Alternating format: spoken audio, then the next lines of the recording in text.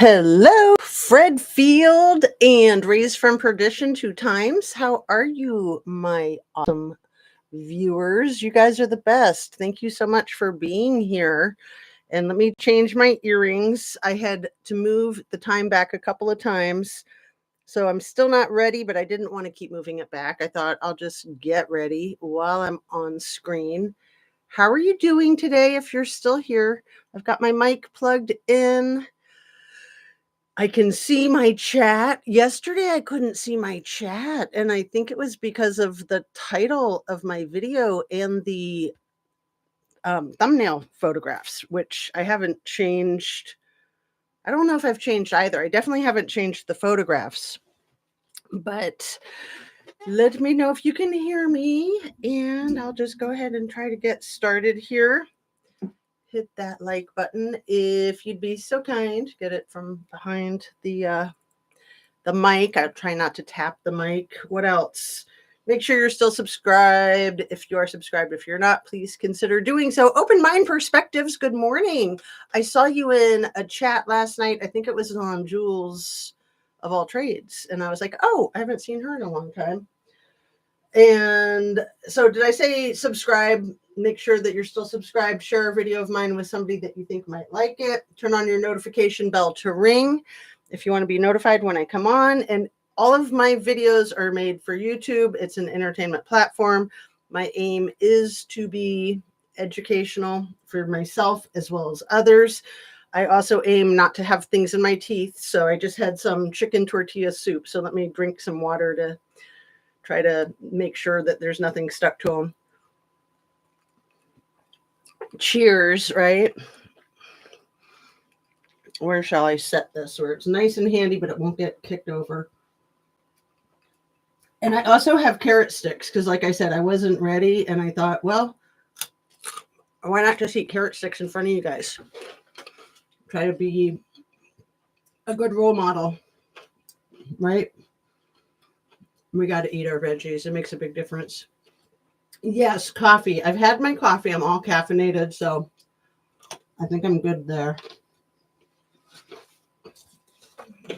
Do I have a doozy for you guys? I'm sure. Let me chew a little bit more. I would imagine that everybody here has already seen the texts and the, what else was it?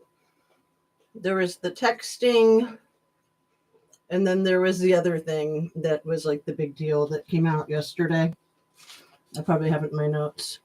The 911 call. Thank you, Open Mind. You're awesome. I'm like, I know it's something really obvious, but that's why I can't think of it. It's too obvious. So the 911 call didn't really have any surprises in it. It is interesting that all the kids were like passing the phone around like it was a hot potato. Somebody said in the chat last night on Jules of All Trades. I think it was on hers. It might have been on a different one, the hot potato comment. But I think that's very telling. Like nobody wanted to be the person that would be on that 911 call, in my opinion. And the texting, it seemed really obvious that there was a lot of redacted texts. And I found the texting very incriminating.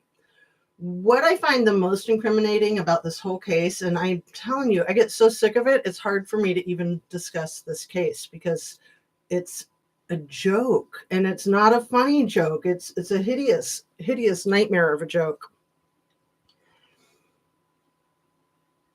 The entire PCA and Koberger's entire arrest was based on Dylan Mortenson's statements, and her statements are not consistent. She's a lying sack of crap, in my humble opinion. So, let's see. And I remember Open Mind Perspectives when you had like van life in your name and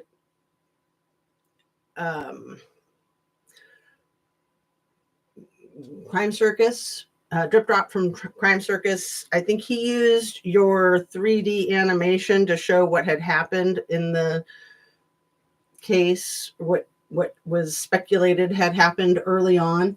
And then it went from his little channel, which it was kind of little at the time, it went to News Nation, and you just blew up. And then he redacted me.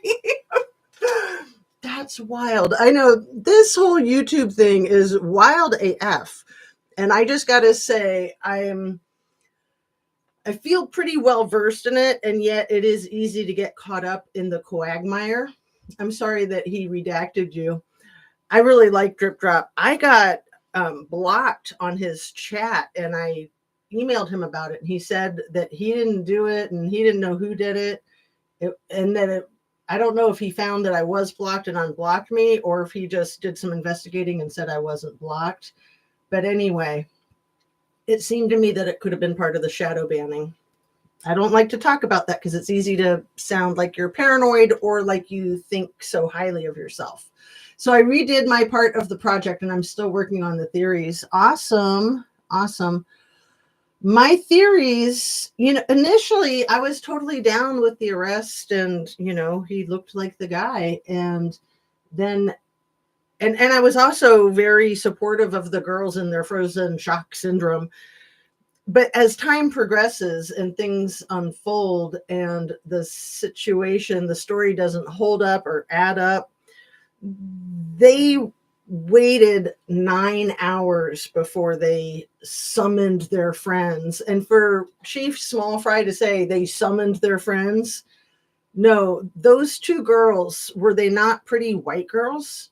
Like, let's just say they were overweight, not attractive, not white girls, or boys for that matter, right? They would have been interrogated and probably under arrest for not reporting what had happened. And then they tried to keep shaving back how long they waited, and they are currently, I think, trying to shave it back to that they waited 7 hours, or they say 7+ because it was like 7 hours and 58 minutes or something, but it was 9 hours.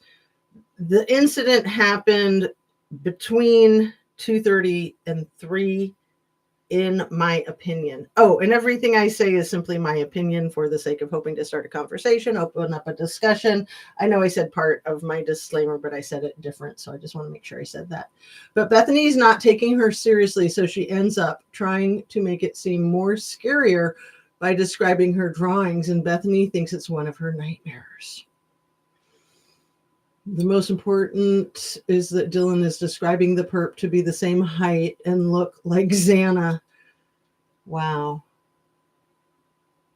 No, the shadow banning is real, and they do work together to keep channels down, huh? It is the competition. Yeah, I know for a fact the shadow banning is real, because when my channel first started, it blew up, and it blew up fast. And I almost thought that I was like being shadow promoted or something. I don't know. I mean, I just hit the ground running. And then ever since then, it's like the brakes have come on hard. And personally, I don't care. I don't care how many people watch my channel. I don't care how nasty people get in my remarks, but I will block people. So anybody who might be thinking about, just the other day I had 2, even though I gave the warning, and I did go ahead and block them.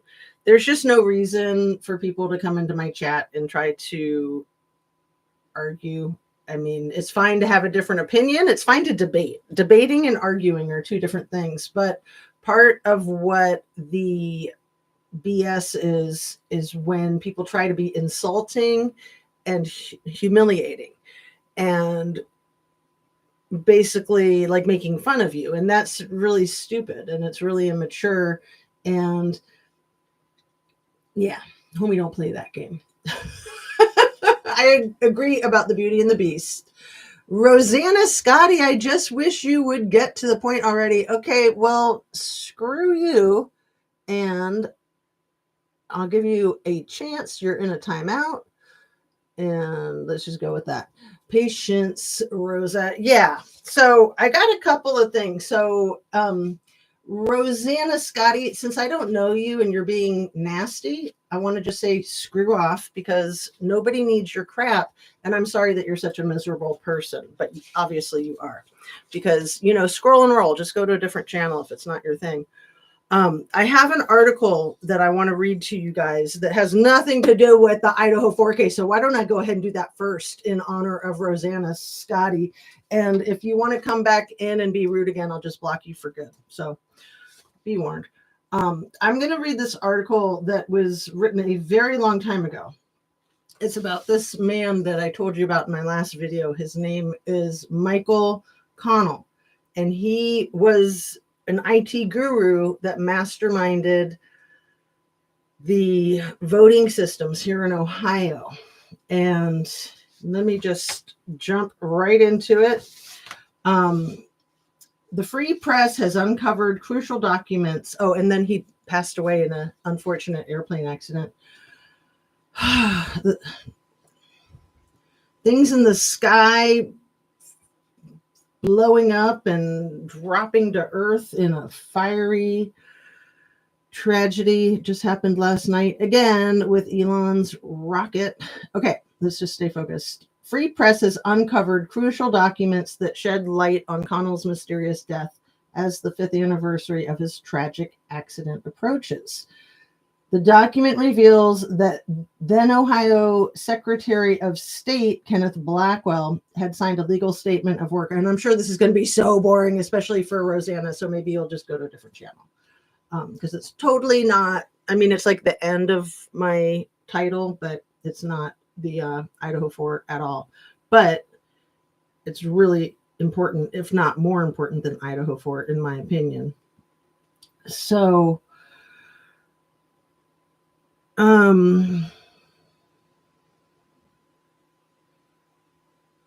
the document reveals that then Ohio Secretary of State Kenneth Blackwell had signed a legal statement of work, an SOW contract, with Connell for IT work on the infamous election night 2004 when Kerry unexpectedly lost when exit polls showed him winning. So interesting, in my opinion. Connell and Blackwell agreed 14 months prior to the 2004 election that Connell would have remote monitoring capabilities to the computer counting Ohio's presidential vote. That means Blackwell planned more than a year in advance for Connell's private partisan external third-party company and a subcontractor to have unfettered secret access to Ohio's 2004 vote tally. And this, let me mention, is written by somebody that I used to know. So I'd say kind of friends with, more acquaintances. Let's see. Take your time. Don't let anybody in the chat make you feel like you need to rush. Stay focused. Breathe, even if you have to ignore the chat. The text industry is extremely important. You know, the Goncalves, let's just say the G family, they are all involved in the tech industry. Yeah, exactly. IT works. Yeah, the tech industry is extremely important. Extremely, extremely. Thank you. Open mind perspectives. Let's see. Where was I? I tried to stop at an obvious place so that I would not get lost, because it's always hard when you stop and restart. The newly discovered contract contains an Exhibit B, which called for a mirror website to handle Ohio's, you know I'm in Ohio, 2004 actual vote count on election night, provided by Connell's company, GovTech. The document stated GovTech shall install and host and set forth in Exhibit B a mirror site of the application to provide a failover solution in the event of failure of the primary installation on election day. This hot rollover configuration, as the document explained, can completely repoint the site if the primary site should fail, by using some remote monitoring capabilities. And that's exactly what happened at 11:13 p.m. when Democratic presidential candidate John Kerry was up 3 points over Republican incumbent George W. Bush. Ohio's 2004 votes were outsourced to Smart Tech in Chattanooga, Tennessee, owned by right-wing evangelical publisher Jeff Averbeck, subcontracted by Connell. And yeah, we know that the government ties in with Doug Wilson, the guy who started that crazy church in Moscow that has its fingerprints all over this Idaho 4 case. So there is an indirect correlation, if not even more than indirect. The vote count inexplicably flipped at 12:21 a.m., changing from Kerry winning by over 3 percentage points to Bush winning by over 3 percentage points. Overall, there was an unexplainable rapid 6.7% shift in the vote count, and that just doesn't happen. Smart Tech was also curiously the company that handled Karl Rove's private email accounts from the White House. Millions of Rove's email files have since mysteriously disappeared, including those related to the Valerie Plame scandal and the firing of 7 United States attorneys, despite repeated congressional and court-sanctioned attempts to review them. The timing of Connell's accident was very suspicious.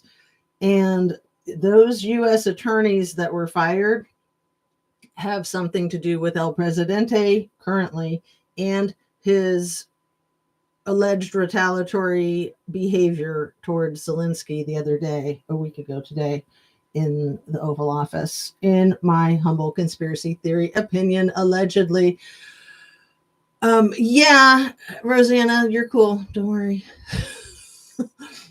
Sure we are, but also she is waiting for more people to come in. We only have 3 people right now. Okay. So, and yeah, it all ties together, like I said, indirectly and even more directly. So the timing of the accident was very suspicious. Timing in any case is some of your best evidence. The timing. So what was it that I just saw last night? There was a guy, Mortensen. I don't know if he's related to Dylan Mortensen, but the DA in Kootenai County, if I'm saying Kootenai correctly, he was sworn in October of 2022. So he was sworn in to be the new DA a month prior, less than a month prior to the homicide, to the quadruple homicide. And then we know that James Fry, Small Fry, the police chief, that his wife had just won the election to become the clerk of courts for Latah County 5 days prior to the quadruple homicide. And those things are important. Again, it's the timing that is some of your most relevant information. But, you know, even going back to the Kylie Rodney case with Sheriff Wayne Wu, and he was sworn in to be the Placer County sheriff 2 weeks, no, 10 days before Kylie Rodney went missing. And he was an admitted pedophile. Okay, so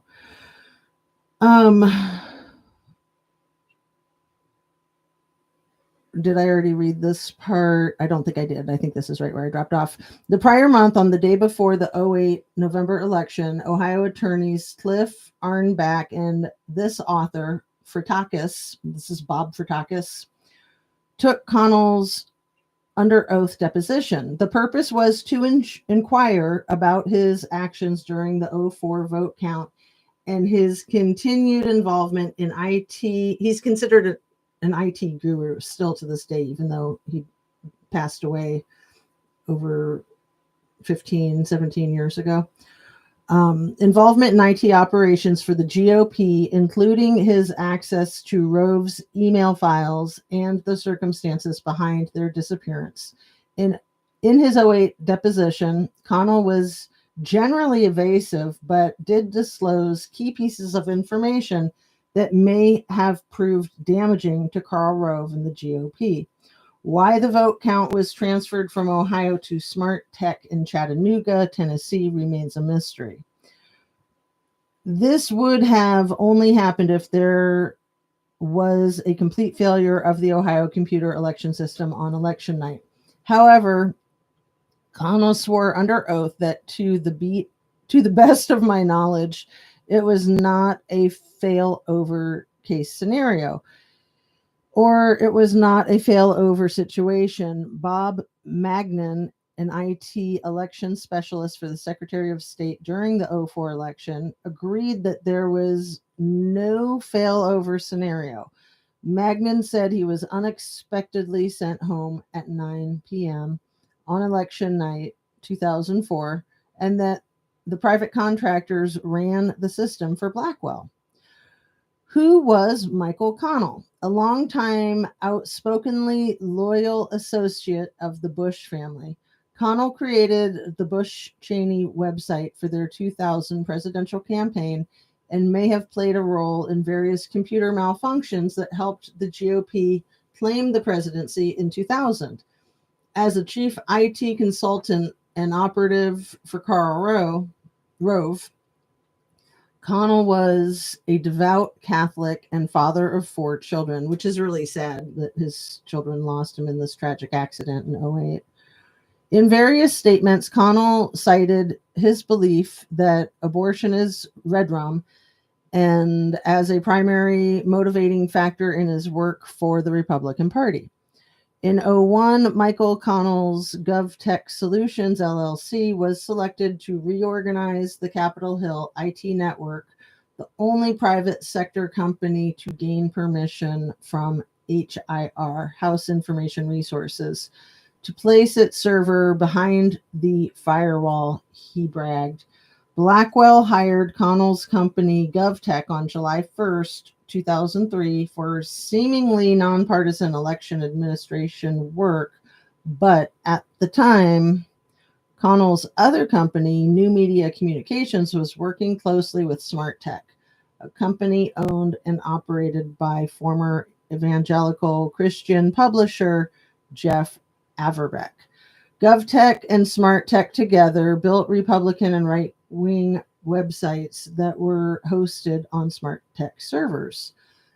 Among their clients was the Republican National Committee, Swift Boat Veterans for Truth, and yes, that's George W. Bush, 43rd president. In fact, the other 2 subcontractors working with Connell on election night, Averbeck and the Rapp family, which owned the company Triad, were all ardent right-to-life activists. The kingpin strikes Connell's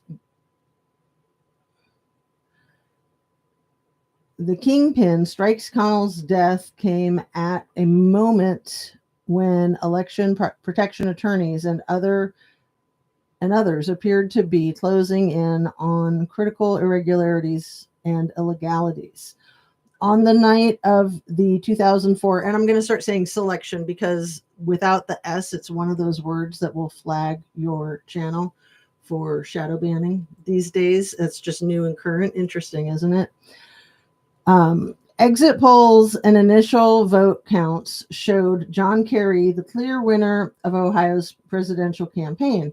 The Buckeye State's 20 electoral votes would have gone to Kerry for the presidency. Connell was deposed as part of the King-Lincoln Bronzeville versus Blackwell case that alleged civil rights violations during the 2004 election. During this case, the Ohio Secretary of State office was forced to produce, and it's also relevant that J.D. Vance is from Ohio. That all ties in. During the case, the Ohio Secretary of State's office was forced to produce the election computer system configuration chart that was used in Ohio's 2004 presidential election, where there was a sudden and unexpected shift in votes for George W. Bush. The architectural map clearly shows the election night server layout system from the Ohio Secretary of State's office. And I do apologize if this is boring, but like I said, you're welcome to scroll and roll. I appreciate your attention if you appreciate the information. Expert witness Stephen Spoonamore, renowned bank and computer fraud expert and GOP member, conducted from the architectural maps of the Ohio 04 selection reporting system that Smart Tech was a man in the middle. In my opinion, they were not designed as a mirror, they were designed specifically to be a man in the middle. A man in the middle is a deliberate computer hacking setup, which allows a third party to sit in between the computer transmissions and illegally alter the data. This is extremely important, extremely relevant with our current state of national security. A mirror site, by contrast, is designed as a backup site in case the main computer configuration fails. In a sworn affidavit to the court, Spoonamore declared the Smart Tech system was set up precisely as a kingpin computer used in criminal acts against banking or credit card processes, and had the needed level of access to both county tabulations and Secretary of State computers to allow whoever was running Smart Tech computers to decide the output of the county's tabulators under its control. The kingpin, I thought, was probably sitting somewhere in the middle on the high-speed line. The kingpin is a computer with a person sitting at it that doesn't just steal the information and then use it later like we saw. It's a person who has on board their kingpin computer the code and instructions for the Secretary of State's office and the code and instructions for a county tabulator. Instead of this happening, this happens. So at 9 in the evening, Carrie's leading in Ohio, and the kingpin is watching these results go through. And this operator is sitting here in a company called Smart Tech. Spoonamore told Free for All documentary filmmaker John Ennis. And remember, when I speculated this, everyone said that's ridiculous. That's completely impossible. Well, we now found that not only was I right and we know where it was sent, we didn't just have it introduced. It was designed in the Secretary of State's office that they could switch the control from their computer. And this is considered terrorist activity, you guys. This is serious, serious stuff. It was designed in the Secretary of State's office that they could switch the control from their computer, talking to the counties, to having Smart Tech do it. When we found out who owned it, and then we found out it was also doing Karl Rove's email, Spoonamore said, former Ohio Secretary of State Jennifer Brunner, Blackwell's successor, confirmed this office had a backup system, the election night reporting system with Smart Tech. On December 14, 2007, this is a year before the plane crash that took Michael Connell to the other side, that ascended him off of this plane. On December 14th, 2007, she released her evaluation and validation of election-related equipment, standards, and testing. The Everest study, which found that touchscreen voting machines were vulnerable to hacking with relative ease. Arnbeck asked Spoonamore whether or not Smart Tech had the capability to input data and thus alter results for Ohio's 2004 election. Spoonamore responded, yes, they would have had data input capacities. The system might have been set up to log which source generated the data, but probably did not. Spoonamore explained that they, Smart Tech, have full access and could change things when and if they want. Arnebeck specifically asked, could this be done using whatever bypass techniques Connell developed for the web hosting function? Spoonamore replied, yes. Spoonamore also swore that architecture further confirms how this election was stolen. The computer system and I forgot to say selection was stolen. The computer system and smart tech had the correct placement, connectivity, and computer experts necessary to change the selection in any manner desired by the controllers of the smart tech computers. I do not believe George Bush won. I believe Kerry won, and I'm a member of the GOP, admitted Spoonamore. Was it really an accident? Connell's sister, the Free Press, to voice doubts that the crash was an accident. She later told a Wisconsin newspaper, the Daily Page, at first it was really hard for me to believe Mike was deceased because somebody wanted him deceased. But as time goes on, it's hard for me not to believe there was something deliberate about it. Connell reportedly had canceled 2 flights because of suspicions that something was wrong with his plane. He was getting threats, and his plane had been sabotaged twice before that he knew of and was able to address and stay safe. Various threats had been reported involving Connell and other IT experts close to the GOP. On July 24, 2008, Arnbach emailed Attorney General Michael Murkowski stating, "We have been confidentially informed by a source we believe to be credible that Karl Rowe has threatened Michael Connell, the principal witness we have identified in our King Lincoln case in federal court in Columbus, Ohio." Spoonamore stated that in an October 2006 meeting with Connell asked questions about how to permanently destroy hard drives. Interesting, huh? Spoonamore told Connell, "If this is what I think you're talking about, this meeting is over." Spoonamore urged Connell to testify before Congress to come clean in the 2004 selection. Contacts were made first with U.S. Congressman John Conyers' office and later directly with Representative Denise Kunich. Might not say her last name right. Kunchinchi? Denise Kunich.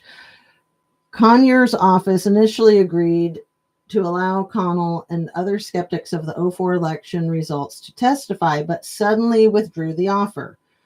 Kunich agreed in principle to set up a hearing, but meanwhile, in the 2008 selection was fast approaching, and Connell had decided to lawyer up.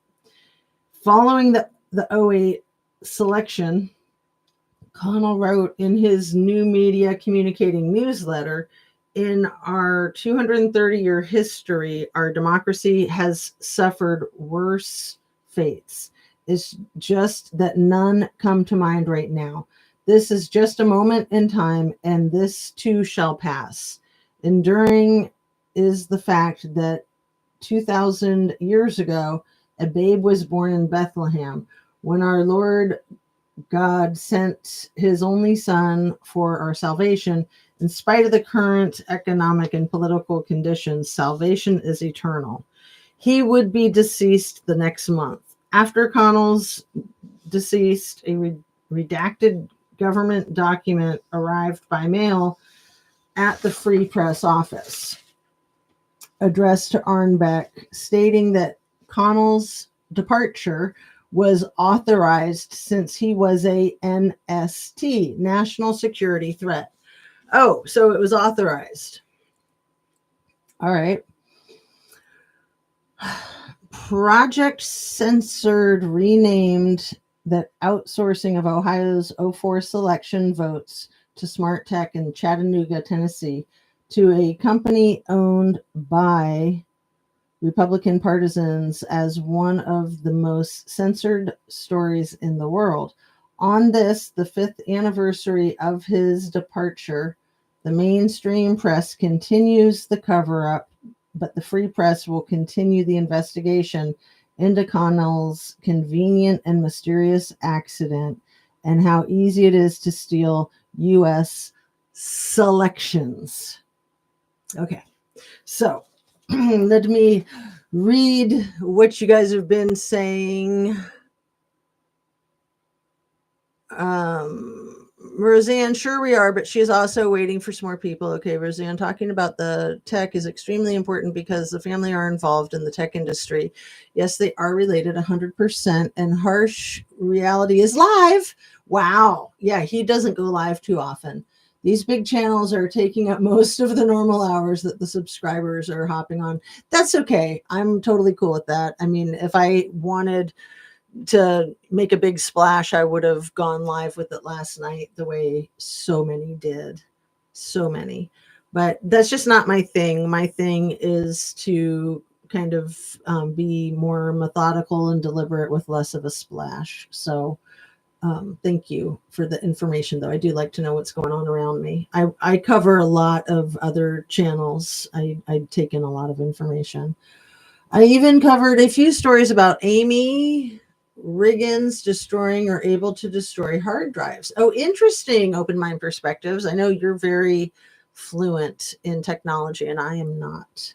Amy Riggins also knows how to clear accounts. Steve G has shown similar talents. Well, when I was studying the Idaho 4 case hardcore a couple of years ago, every single person involved in the Idaho 4 case had direct, strong ties to Washington, D.C., every single one of them. So I did want to give a review of Christina Randall's account of the news because I really like Christina Randall, and she has quite a wide reach, and she is so far off the mark, it's ridiculous. So nothing personal. I like her personally, for sure. And if anybody doesn't know who Amy Riggins is, look it up for Idaho. She is in prison. They were supposed to be in prison. She owned the vehicle that Kaylee was driving around. Oh, dang. Open mind perspectives. Thank you. Helby says, good evening, everyone. Late joining. Usually when vehicles get impounded, they end up going into auction, and then dealers will take the vehicles and resell it. And coincidentally, Kaylee's gets the car. Oh, wow. Because, yeah, they talked about how she had saved up all of her money and bought that with her own hard-earned money from the coffee shop, allegedly. And, yeah, interesting. Kaylee, yeah. Good morning, Helby. So, wow, that is fascinating. Open mind perspectives. I had no idea. So let's get into the whole gaslighting theme of the Idaho 4 case, right? Dylan's statement was the absolute foundation of Koberger's arrest and the PCA. Absolutely. And then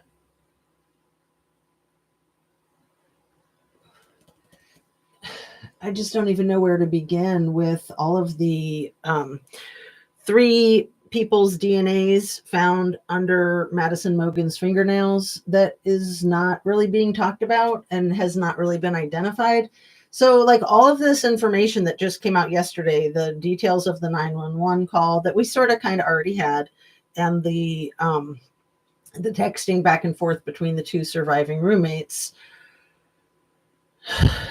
is just mind blowing. It just kind of blows the whole case. But what happens in a psyops or in a professional gaslighting situation is your mind is so overwhelmed and overloaded with information. You just kind of fall back on what you know and what you can make sense of. And what we know and what we can make sense of is usually going to be the first story that we were fed. That's why when people are doing that kind of gaslighting and controlling the narrative, the first thing they want to do, rule number 1, is get out ahead of the story. So you need to be the first one, boots on the ground, to tell the story. In this day and age, that means sending a lot of people into the streets of YouTube, right? And it also means that whoever hits the ground running, and optics are everything, that's going to persuade any new information that comes in. Any new information that comes in that contradicts that information is going to have to basically conform to it, if that makes sense. I mean, that's just the psychology of gaslighting. And the psychology of gaslighting is so much of what we're seeing in this Idaho 4 case. It's so much of what we saw and still see in Kylie Rodney's case in Truckee. What was that, like 3 months before? I think it was 90 days, because September or August, September, October, November. So about 3.5 months before. When Kylie Rodney went missing, there was a ton of gaslighting going on. They even had Linda Lucetti, the spin doctor from the Sherry Papini fake kidnapping case, come to their rescue. And then they had SF Investigates. They had Zanime from, I don't know, National Security Forces or something. They had handfuls of FBI agents, national security agents, the U.S. Marshals. They had everybody there for one missing 16-year-old who allegedly went drunk driving, right? And we all know how astoundingly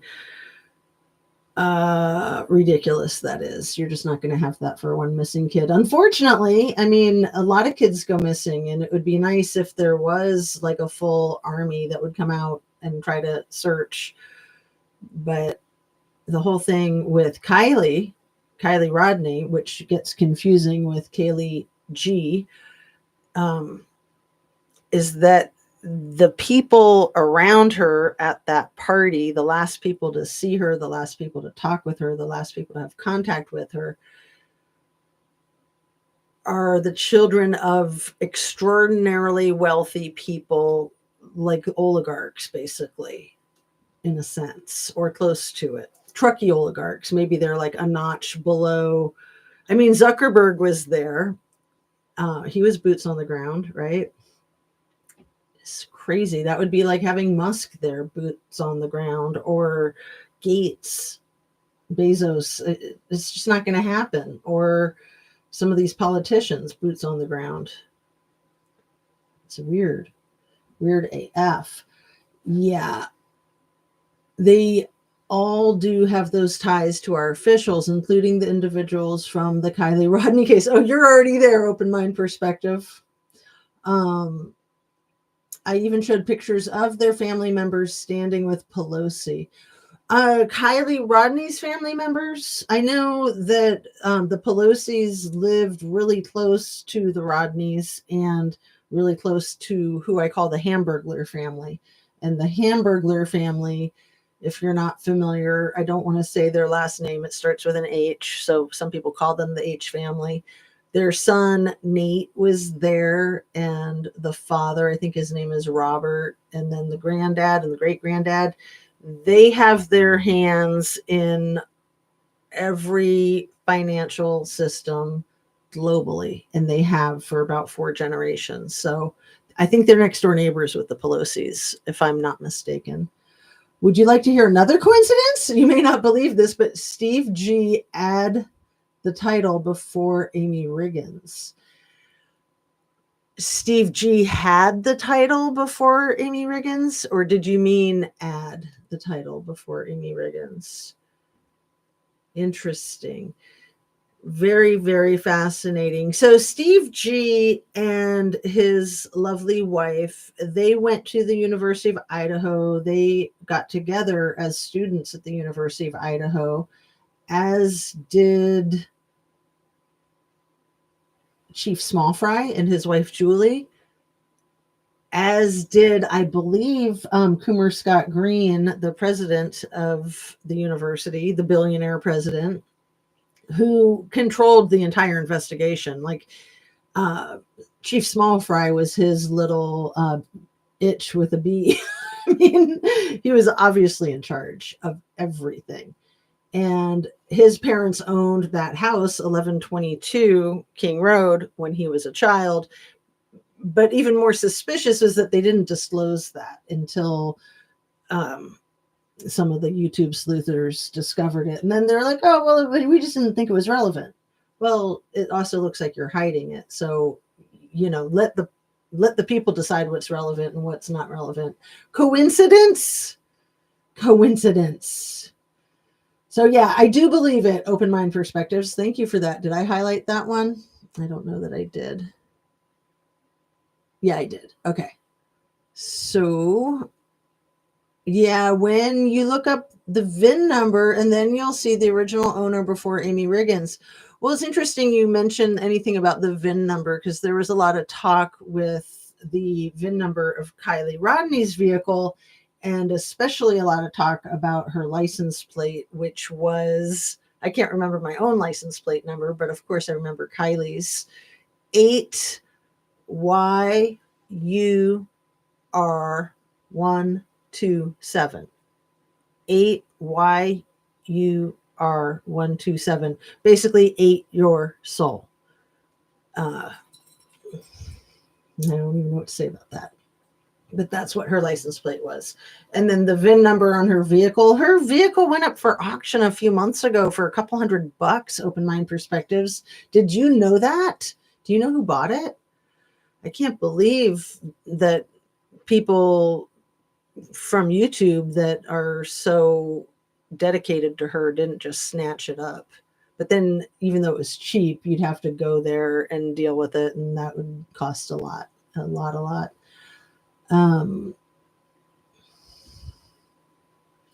So thank you very much for that piece of information. Yes. And also, let me just say, this isn't to question you, open mind perspectives, but for all of us, it's just common knowledge that you need to take things in a chat with a grain of salt until you can verify it for yourself. So I believe you because I know that you are a content creator and that you don't want to be misleading. So I would imagine that you've cross-referenced that, but I haven't cross-referenced it. So I just want to let people know, always take anything in a chat with a grain of salt. In fact, you want to take anything with a grain of salt. You always want to cross-reference what the facts are. Facts all come with points of view, and facts don't do what you want them to quote David Byrne from the Talking Heads. Still Waiting song. Love him. And yeah, when you look up that VIN number and then you'll see the original owner before Amy Riggins. Say, you don't think I'm crazy.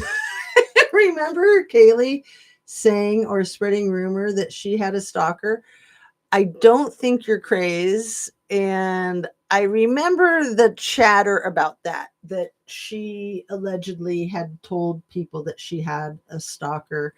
And I have an opinion, if it's true, who that stalker might be. And it ain't no Koberger. She didn't have a stalker. What is it? What it is the FBI. I was keeping an eye on her and her family and friends. Oh, not that you were. The FBI was keeping an eye on her and her family and friends.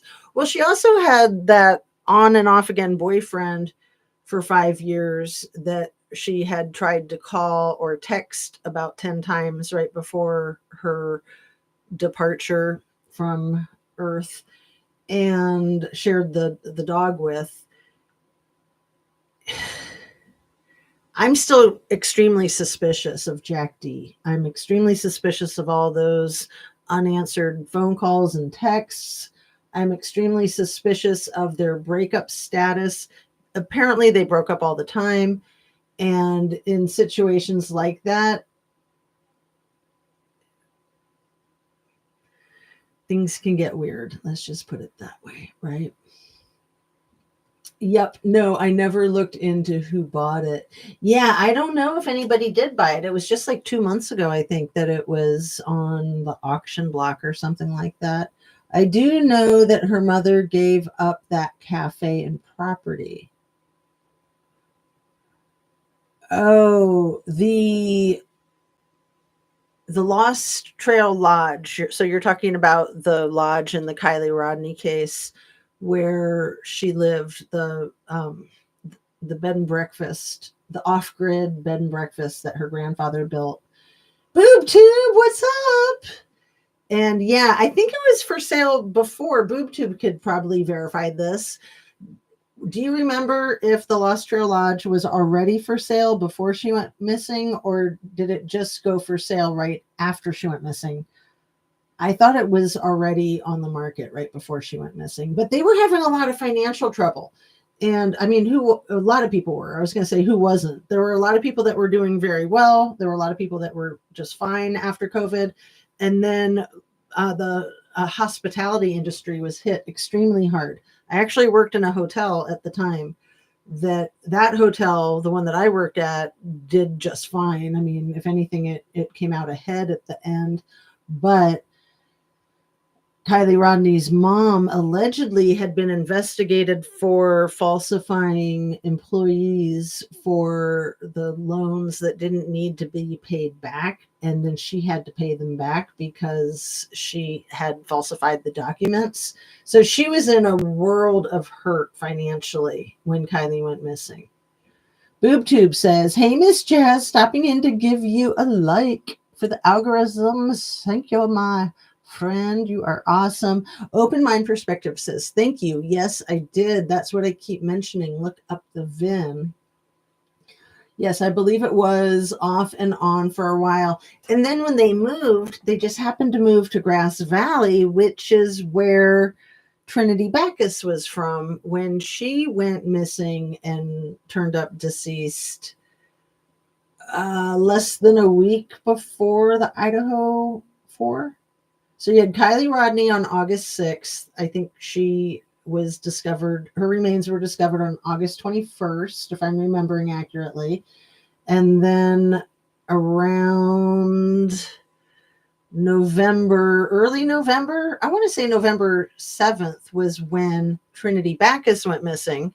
And then she turned up deceased on November 9th. I think I might be getting the dates slightly off, but it was early November and it was right before the Idaho 4. And Trinity Backus had a lot of indirect connections to Kylie Rodney. For instance, her boyfriend's mother had officiated Kylie Rodney's celebration of life, Sunshine Fowler. And Sunshine Fowler's kid, Francis Fowler, who's probably not underage anymore, so I'll just go ahead and say his name. He had a girlfriend that was like a doppelganger for Trinity Backus, who also is deceased, who had been hit by a car almost a year to the day of his other girlfriend getting unalived. Like, what are the chances? There's no such thing as coincidence, in my opinion. Synchronicity, yes. Coincidence, no. But especially when you're dealing with potential homicide. The PPP stuff. Yeah, the payroll protection. Was it PPP or PP something else? Payroll protection loans, like PPLs maybe. Fowler ties there. And we don't really know if Francis and his girlfriend were at Kylie Rodney's celebration of life. But we also know that there's a lot of rumor and speculation that Bethany Funk, who is the other surviving roommate in the Idaho 4, that she is from Reno. Her dad is a dentist in Reno, I believe. And allegedly she went to high school in Truckee for at least a year. And she was like the same age as those kids almost. Let's see. I think she was 19.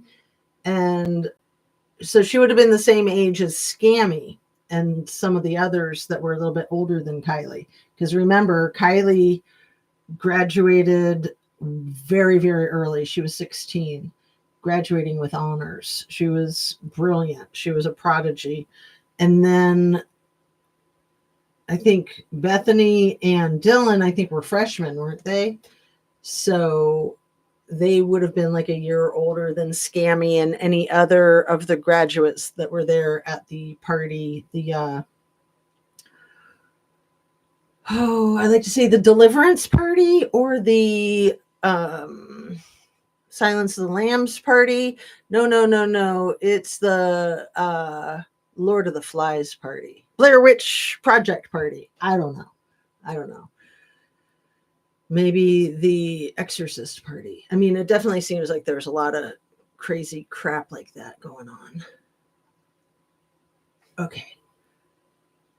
Lots of good information here. Definitely agree with being suspicious about Jack D. The tension between him and Steve G is incredible, in my opinion. Of course, OMG, open mind perspectives. If you go back to that, I think it was the Vigil or something like that early on, when the G family is up on the stage and then Jack D joins them and Steve G gives him the death glare.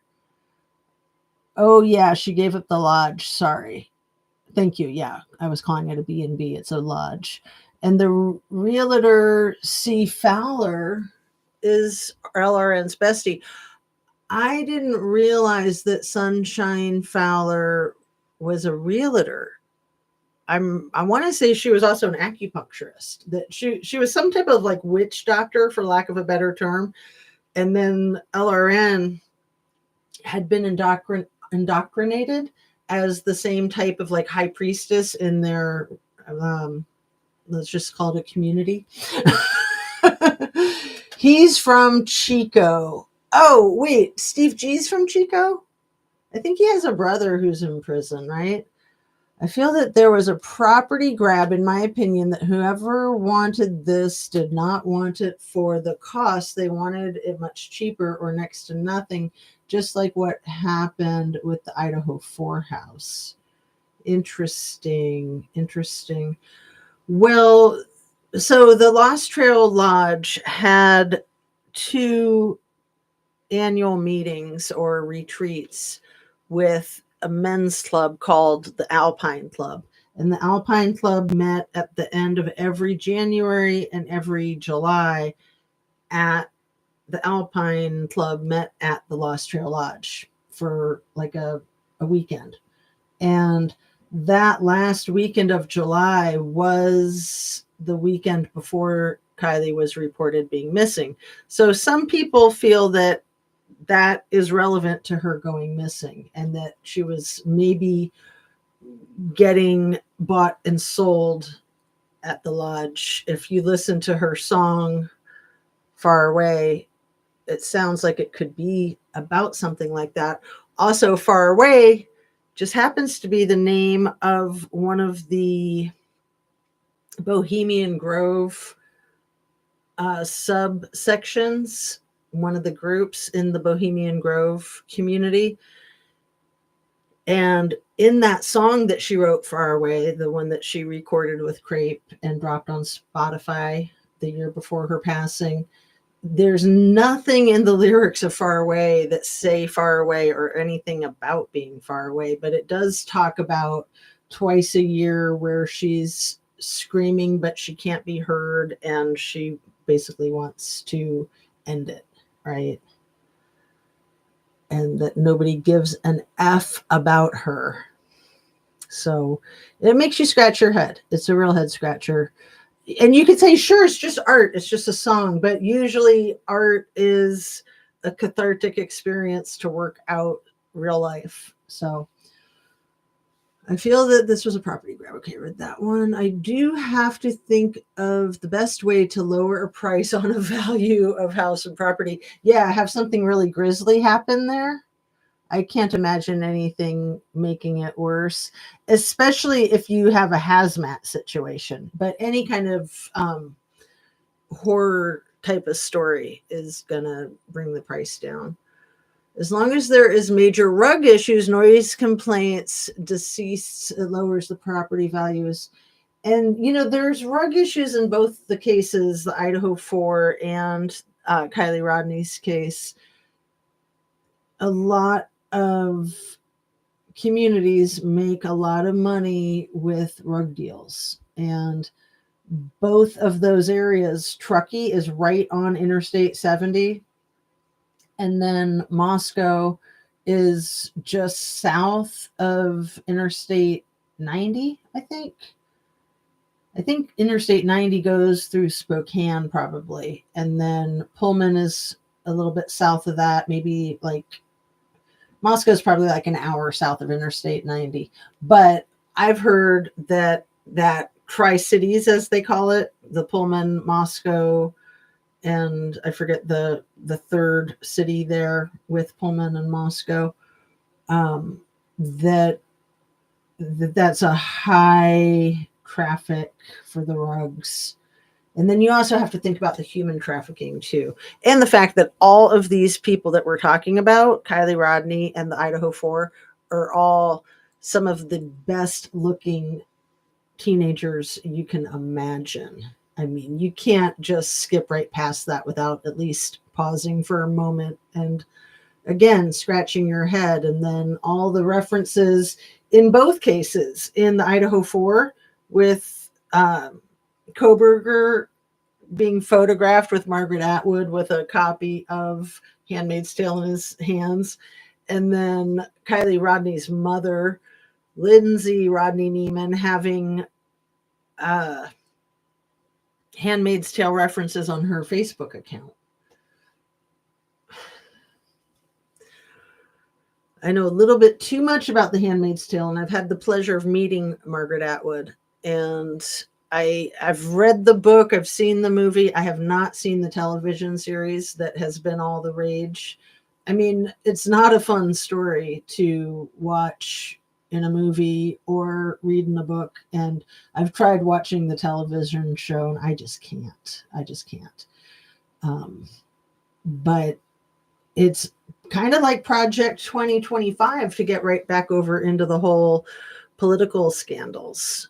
And then the whole thing with that conservative church and Doug Wilson, who is not only the head of that conservative church, but Pete Hegseth, the guy who's our Secretary of Defense right now, has direct ties to Doug Wilson, and he's part of that church, I think in Tennessee, which is maybe where it started.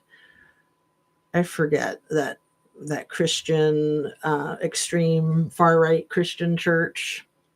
You probably know the name of it. Open Mind. Let's see. They did this to us on purpose to make it look like we're all going to jump into a conspiracy theory situation. It's in our face, but they knew what they were doing to us. Well, people need to know that whether something is set out to be a psyop or not, that pretty much everything that happens is a psyop. That the military uses everything that happens as a psyop experiment to basically gather data and information. So, yeah, the guy who owned the house, the 1122 King Road, that lived in Loma, Colorado, which is where Koberger drove through with his dad when the FBI lost track of his vehicle and couldn't figure out where he was for 13 hours until a license plate reader in Loma, Colorado just happened to capture it. And then that guy, he also was the name on the title of the white Hyundai Elantra that crashed in Oregon. Like, come on, people. Like, what are the freaking chances of this ridiculous conspiracies, right? And yeah, I mean, especially with the internet and with YouTube, people, the power is with the people more than ever. And authorities are going to try to control that. So, yeah. I think some of the channels are created by, I know for a fact that some of the channels are created by government officials, and they're not identifying themselves as such. And they get paid to do it. It's part of their job. They did this to us on purpose, yeah. Odd synchronicities with many of the cases. Well, and yeah, the word conspiracy is such a dirty word and it's such an insult to throw at somebody, but all it means is that more than one person is involved and they discussed it prior to it happening. That's all it means. That's the definition. Okay. BoobTube says, no, I was talking about Chris. Chris. Tell me, Chris, which one? Oh, Chris Fowler? Okay, I don't know Chris Fowler. Thank you. Yeah, Deborah Sunshine Fowler is an acupuncturist. Is Chris her husband or something like that? Thank you so much for straightening me out on that. I thought you just accidentally typed C instead of S. So you cannot assume anything, right? Odd synchronicities with many of the cases. I was talking about Chris, Deborah Sunshine Fowler's acupuncturist. I agree. American Alpine Club has a lifetime member list. Interesting collection of names there. Well, I don't know if any of them are content creators on YouTube, but the All-American Dream Chaser, Catcher, he might be. I don't know. The one who got the interview with Scammy. The one who was actually in Truckee when he was interviewing her. Like, I think he had like a studio either on wheels or set up in a hotel room. I'm pretty sure he was there in Truckee when he was interviewing her. He is supposedly, at the time, he was stationed out of Arizona. Supposedly, allegedly. Her dad is my dentist. Open Mind Perspectives. Holy crap. You have got to be kidding me. Holy crap. I am blown away. And yeah, people were asking in my brain is just blown. People were asking in Jewels of All Trades chat last night, Open Mind, and maybe you were there and maybe you know the answer to this. They were asking questions about Dylan Mortensen and her family. And I'm normally with people, you want to keep things on the down low, but I think that both Dylan and Bethany are persons of interest at the very least, major persons of interest that are being majorly protected. And part of that is because of money, if that's true. And then you've got a dentist, which is essentially a doctor. They make a lot of money. And then Dylan's family, her parents are divorced. Her mom also went to the University of Idaho and is an administrator at the Boise campus. And then her father, I think Brett Mortensen, I believe, is a contractor. And then again, to reiterate, the prosecuting attorney's last name is Mortensen too, but Mortensen is a common last name, especially in that area. There are Mormons and there's a lot of Mormon Mortensens. But what I was going to ask if you know about Open Mind is, I thought that Dylan was from a very large family, that she was one of 6 or 7 kids, and no one in Jules's chat seemed to know anything about it, including Jules, which surprised me. And so I tried to do some research to double check myself, and it looked like it had all been scrubbed, which is always interesting. To me, it's good information to know what's being scrubbed. Not far from Reno. And Grandpa H is on the Grove list reported by UC Santa Cruz papers. I pointed those out a while back. Grandpa H, yeah, the Hamburglar. The Grove being the Bohemian Grove. Wow. Not far from Reno. It would also be a good idea that you put in your community post those pictures. Some individuals don't know the story. Love visuals. Which pictures? I'm happy to do that. I'm not sure which pictures you're talking about. Yeah, Brian chose those routes because they are drop-off points. I do believe that he had to retrieve something from that house and that there were drop-off points for those items, in my opinion. So if this is like a organized crime ring, which I think is a possibility. If he were to tell the truth, he would be a deceased man walking, and his entire family too. So yeah, maybe he's the unaliver, and some of us are giving him too much benefit of the doubt. But there's way too many most bizarre things in this case. Most bizarre things that I'm convinced that he's not the unaliver. I'm convinced that the Greek system and the college and the law enforcement have everything to do with it, and that it's like in Kylie Rodney's case, the Truckee Mafia, in my humble conspiracy theory opinion, allegedly. Now, I do not believe Brian had any hand in the atrocity. What I believe is he needed to pick up what he needed to drop off on the way home, in my opinion, of course. Well, we also have to look at the other BK, right? The Kopaka, and his involvement, if he had involvement, which I believe he may have. I'm not accusing him of anything, because if he did, I just don't know. I've always been very hesitant. Um, I just don't see him as a bad guy. I see him as a victim. For people who don't know who I'm talking about Brent Kopaka, the Purple Heart paratrooper that was swatted on December 15th, almost a month to the day after the Idaho 4. And that was the day that Brian Koberger and his dad were on the road. And just too many coincidences with their initials being the same, just to point out the obvious. He may or may not have driven a white or silver Hyundai Elantra. And he was a paratrooper in the 82nd Brigade, which the Payne brothers were also paratroopers. Brett Payne was in the 82nd Brigade, and his brother Kyle Payne was in a different brigade.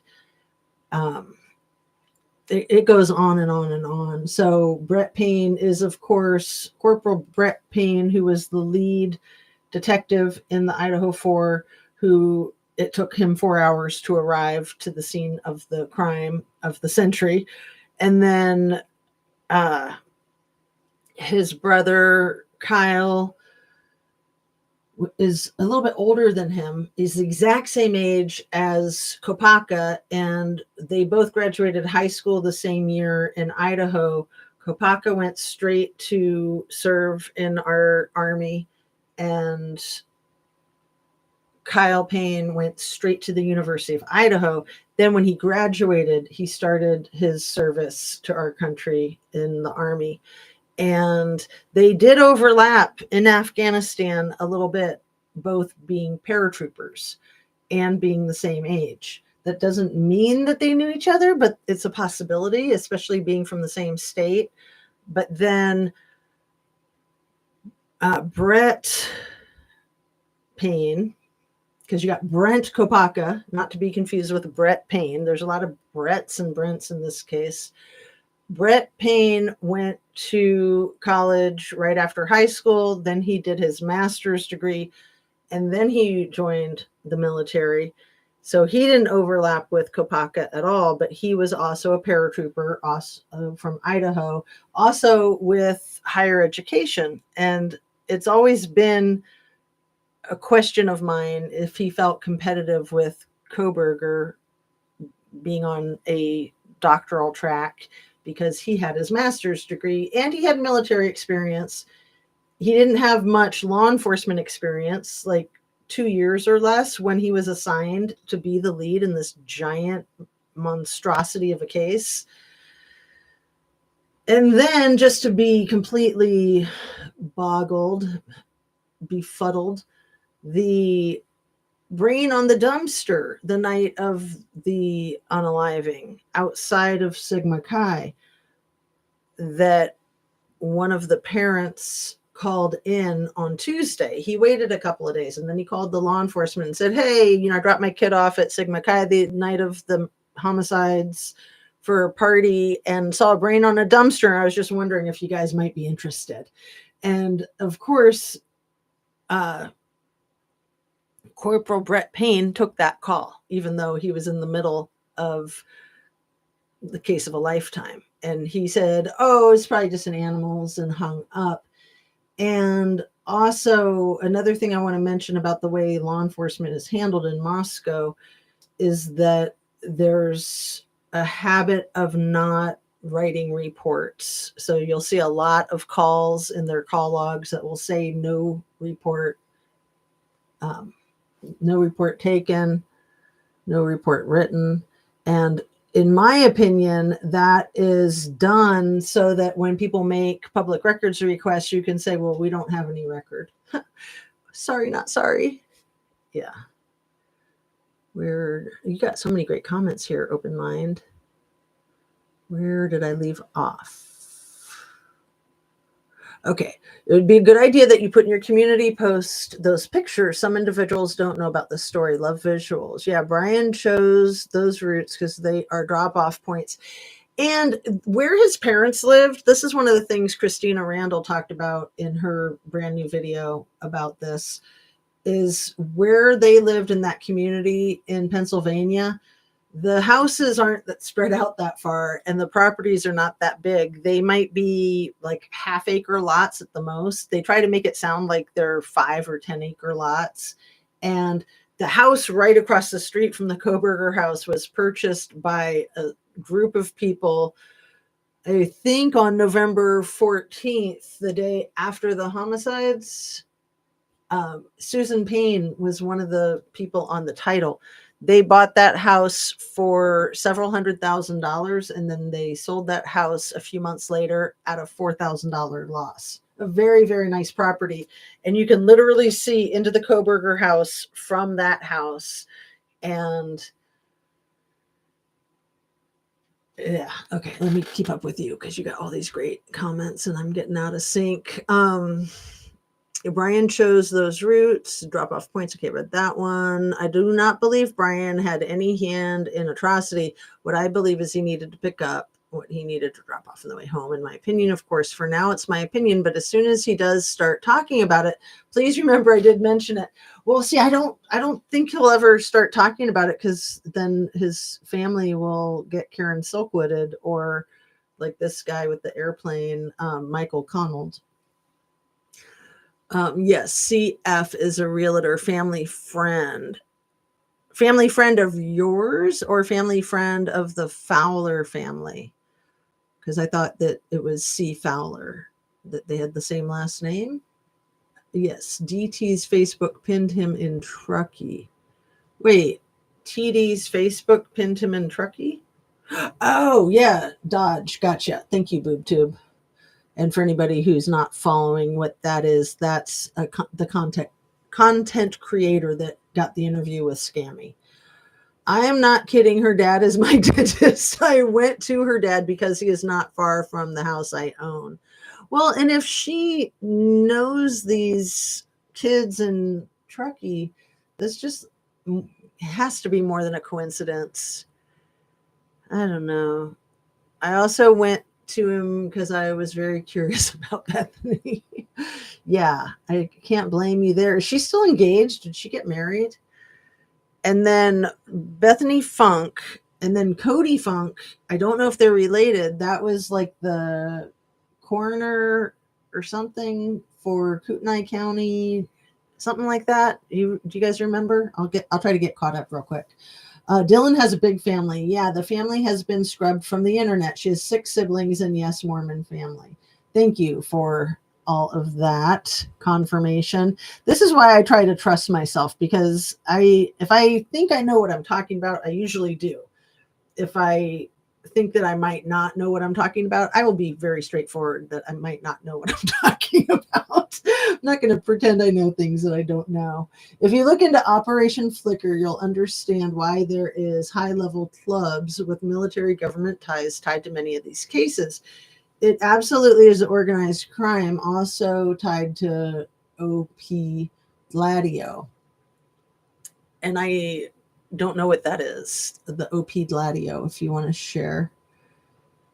Yes. If Brian is to tell the truth, yes, deceased family most definitely will happen. Yeah. Yeah. And my grandfather served in the Army for 30 years. He was a colonel and he worked in the Pentagon and he had high security clearance. So that's about all I can say about that. But I know things. I know things. I have other family members in military also and law enforcement. Yes. I truly believe 100%, in my opinion, of course, the brain was being used as the mule because of his background there with the police. They made him forced informant. Yeah, that's fascinating. So when you said the brain was being used as a mule, I thought you were talking about the brain on the dumpster, which I think might have been a flag of sorts, and it might not have been animal because why would you say, why would Corporal Payne say it's probably just animal? Because it better be animal because otherwise it's human. I mean, those are your only options. There's no other possibility. So, and he didn't go to the call. He didn't go to, I mean, maybe it wasn't there anymore, but still, even if it wasn't there, you would think it would be worth looking into. The father may have expressed at some fear in his sympathies because the communication wasn't completely there. His son was extremely nervous and had no choice but to take the most dangerous route. A good idea when you look into Kopaka, look into when they were using the bodies coming back to America. They were stuffing the coffins with gold from Afghanistan. Open mind, you're blowing my mind. I've never heard nothing about that. I don't think you'd be saying it if you didn't have good reason to. Corporal Payne, it says Upra Payne, but maybe you meant corporal, was in Afghanistan and other areas overseas that time of overthrowing that as something they were trying different ways of getting the gold back to America under the noses of the service. I know about this because they tried to use my mailing system in order to collect some of the gold. This is when I was living in Florida. Wow. Wild. What part of Florida were you in? Because, yeah, Florida had all of its flights ground yesterday when Elon's rocket was blowing up. And a lot of the pieces of that rocket landed down in the Bahamas area, the Caicos Islands. It's crazy. They tried to solicit me through Facebook. I was single. I wasn't with anybody. And that's what they were using. They were trying to find single females and pretend they love them. And then that is so cray cray. I believe you. I'm not saying you're cray cray. I'm saying that's cray cray. Of course, this isn't my opinion, but if it has nothing to do with rugs and has everything to do with Kopaka and pain, huh?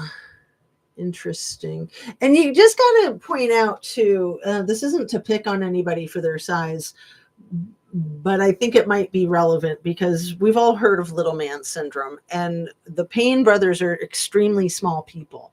They both were like state champion class wrestlers in high school, and they were lightweights, meaning they were, I think, under 115 pounds, and they were no taller than 5'6". So they were little boys, little small. They're small men. I'll just say it like that because it's not to be insulting. It's just an observation. I mean, maybe they got bigger after high school. Some boys do grow until they're 19 or 20. These individuals wanted to get the gold over to America. They found many different ways to do it. It was through the bodies coming back from the war in their coffins. That is so disgusting. Let me highlight that. Oh, that's just gross. It's just so sad. All these people passing away. Kopaka was posting as much information about it on his social media, but when he pointed to the buildings and the areas of these individuals that were stashing, he used a color splitter viewer. No, I don't have the information anymore. The only person who does is, now I know the first two names, but I don't know that last name, Hardesty.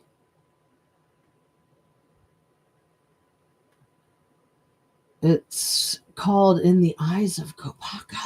I'll look online to see if anybody else shown us and is still on YouTube. Thank you for all of your interesting comments, all of you, BoobTube and Fredfield, as well as Open Mind. Let's see. Brett Payne had no credentials to be leading in this case. I felt the same way initially, but also when somebody serves in the military, they're often given an advancement in some careers for that service. Also, having a master's degree would also give them some advancement potentially. But I agree with you. There is no reason to have somebody with less than 2 years law enforcement experience being the lead on the case of the century. And the only reason I can think of is so that they can be the fall guy and they're easy to control. Gotta fly, Jazz in chat. Have a wonderful day. Lovely to see you, BoobTube. Thank you for being here. I do apologize if I'm dumping a lot of information on you at once. I don't mind at all, not in the least. Thank you. I-80 is the interstate that goes through Truckee and Reno. Yeah, did I say 70? Because I know it's 80. But sometimes, like when I'm reviewing my videos, this is why I review them, I'll catch that. And I'll be like, how did that come out of my mouth? I'm thinking I might have said 70, Fred. Thank you for the correction.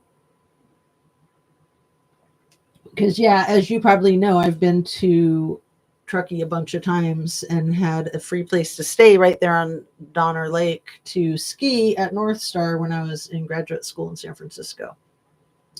So I'm fairly familiar with Truckee. I mean, it's only been 30 years, so I just haven't had time to make videos. And then every time I want to make a video, something else comes and I got to make a video on that. I know it's crazy trying to keep up Open Mind perspectives, but I love it. It keeps me on my toes. And yeah, there's so much going on, not just on YouTube, but for me with my dog that's been battling cancer and my family. I've got 4 kids, only 2 that are in the house right now. One is a senior in high school and he's homesick today. He's sick a lot. I'm at 1.5 hours, so I might need to wrap up too so I can check on him. I told him to text me if he needed anything because he's just in the next room. But where'd I put my phone? I told him I would have my phone nearby at all times, and I have lied. Where did it go? Ruh-roh. Did somebody swipe it from me? Did I swipe it from myself? How bizarre. It must have fallen off the table or something. Oh well. Keep on rolling with it. That is weird. It just vaporized. How funny. It had to have fallen and flown. Okay. There it is. I was getting spooked. A ghost. Okay. So, no, he has not texted me, but let's see. But the doctor did. All right. Respond to that text. And where was I? I'm just giving you my experience. I appreciate it a lot. It's nice to have all of your comments. Thank you. I lived in the Poconos too. I know all about it. The Poconos, is that New York? I'm not even, I mean, I've heard of the Poconos. Oh, no, that's where the Coburgers are from, right? The Poconos are in Pennsylvania.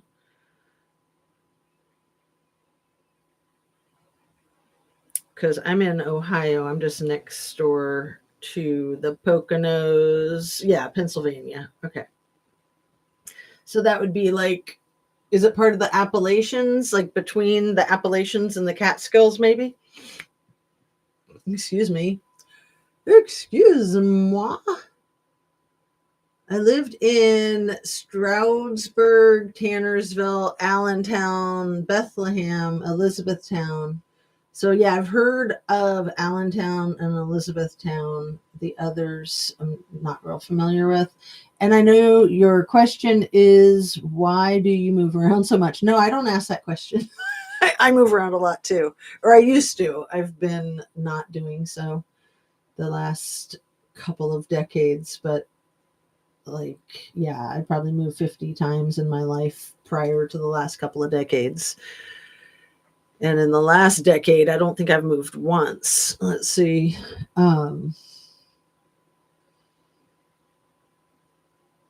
Yeah, it's been more than a decade since I last moved. The only one that's willing to talk and spread the truth. Let's see, I'm going to highlight that one. They took it to make it blow up in a fire. LOL. Fred, are you talking about all of the fires that have been happening like in North Carolina, South Carolina? I mean, I'm with you. I'm just not sure what you're talking about. That was just 2 minutes ago. Oh, the phone. They took it to make it blow up in a fire. That's hilarious. I know. Sometimes I think I shouldn't show what type of phone I have because then any gremlins could blow it up. I've had my phone blow up before, and it was when I was really hitting the Idaho 4 case hard. And I think it blew up the same day that my laptop blew up, and they both just went dark. It was like Memorial Day weekend of 2023. So it's been a couple of years. And that was a tough weekend to get through without a laptop or a cell phone. I don't know how I survived, but I did. And it definitely, in my opinion, it was definitely like a remote thing, an intentional hit. So I love your comment. Did I highlight that one? That's so funny. And Jackie Bushable. But thank you so much for listening to me and not shutting me out. I truly appreciate this. My channel has been attacked, blacklisted. It's just because I'm trying my best to tell the truth out here. The truth is not appreciated by many. And it's tough. I mean, I'm out for the truth too. And a lot of people want the sensationalism and they want the secrets. They want things to stay secret at any and all costs. So yeah, I mean, truth telling has never been a safe thing, but my motto is live free or die. I hear the state of New Hampshire stole my motto. Of course, I'm kidding. I mean, they probably had it first. I thought I made it up. I really did when I first heard it as like a teenager. And then like I'd see the bumper stickers that said it. And I was like, oh man, where'd they get my saying? And then I saw it like on the license plate frame from New Hampshire, live free or die. I'm sorry that that's happened to your channel, opened my perspective. I've had things happen to my channel too. And yeah, you just keep on keeping on. I don't make any money on my channel. My channel will never be available to be monetized. I'm being blocked by YouTube. Yeah, YouTube. Yeah. Blue Sky might be a good way to go. I don't know. When it comes to monetization of any sort, due to the fact I am trying to tell the truth.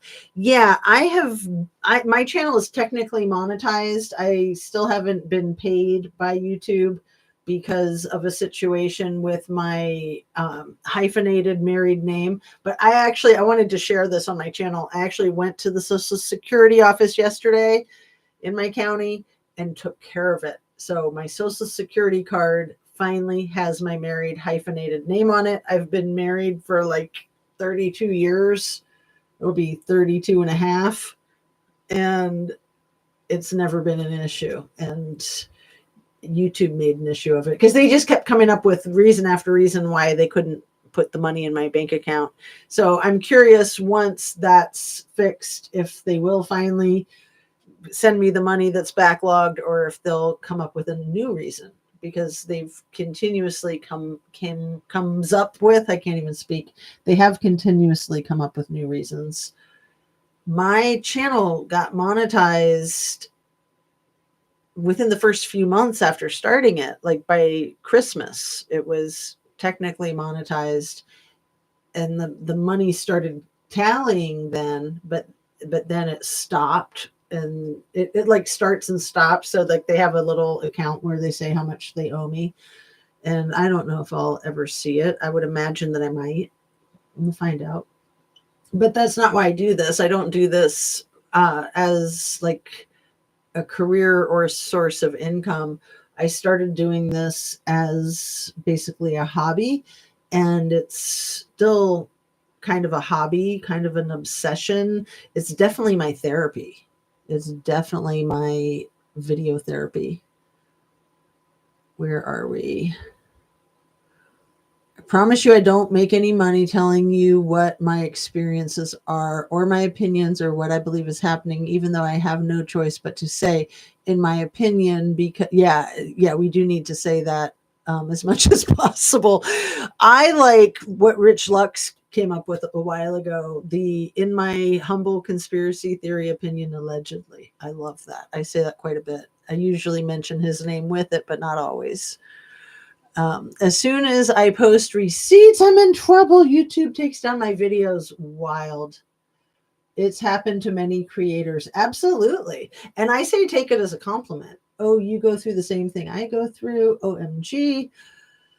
I don't think I've gone through it as bad because my channel hasn't blown up like yours did when you first got the national spotlight on you from News Nation.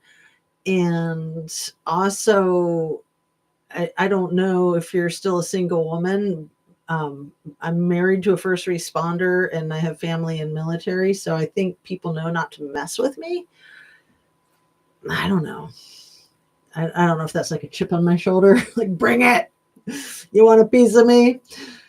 Oh my goodness. Yeah, because if they do something like that, they're only going to be bringing more attention to themselves. So, I'm not going to live in fear. I'm going to be careful, but if there's reason to fear, then staying silent is not going to buy anybody any safety. In fact, it's going to be less safe than if you're loud about it.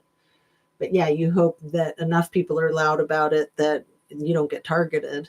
Right? Like the guy, Michael Connell, that I read the article about, that my dear old acquaintance / friend, Bob Fitrakis, I think is how you say his name, Fitrakis. He's an amazing attorney in Columbus, amazing, still active, professor at community college. I think it's like Columbus Community College. And he is the owner of the Columbus Free Press, and he has a radio station that goes 24/7, 365 in his garage in downtown Columbus. He's amazing. So I'm not a creator, but I take notice of who this affects. No, Jackie Bushable, you're not a creator, but you're one of the most awesome viewers on YouTube. And I think it's important for everybody to know who is a viewer that you're just as important as just as important, if not more important than the content creators. Seriously, right? When you have time looking into the Afghani gold and some of the individuals in the service who got busted trying to move the gold to America. Well, and you bring up the gold, and it makes me think of the thing with our current national administration saying that they're going to go to Fort Knox to take a peek, make sure it's there. I'm sure it's not going to be there, and that they're going to be like, oh, well, it wasn't here when we got here, right? Freaking big E and little t. These guys are just crooks. I mean, oligarchs are crooks. They're not hardworking, honest people. They steal from starving babies. They're disgusting. They're despicable, and they belong in prison, as far as I'm concerned. Like Putin, come on, he belongs in prison, not to be worshipped by little t. Give me an effing break. And then I get people coming into my chat or my comments like wanting to defend that, and it's like, how could I possibly think that you're a real person and that you're that stupid? Sorry, not sorry. Come on, Russia's Russia, freaking communists.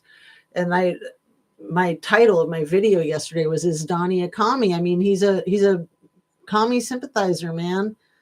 Don't even go there. Disgusting.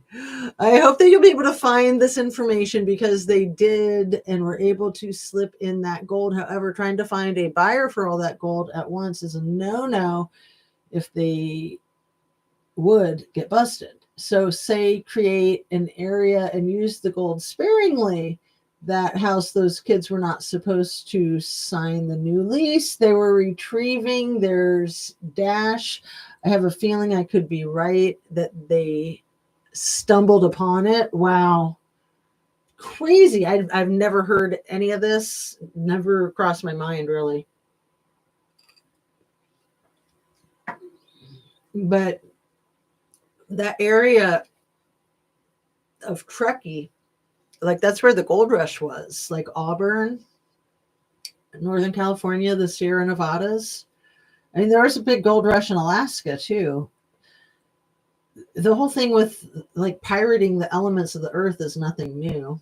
It's just new in this digital day and age, and with lithium being so valuable now. Like, I got to say something about Little E's cars because they're so terrible, but there's some funny things. You know that people that own Teslas are buying stickers on the internet to disguise them as other brands like Honda, Toyota, Audi. And on the sedans, you really can't tell the difference. Like, you just see the insignia and you're like, yeah, okay, that's a Honda, whatever. But on the Cybertrucks, I just saw a photograph of one that said Toyota on the back.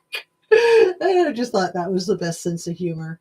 But one of the many problems with all of those vehicles is that they use a ton of lithium. So they really destroy the earth to make just one.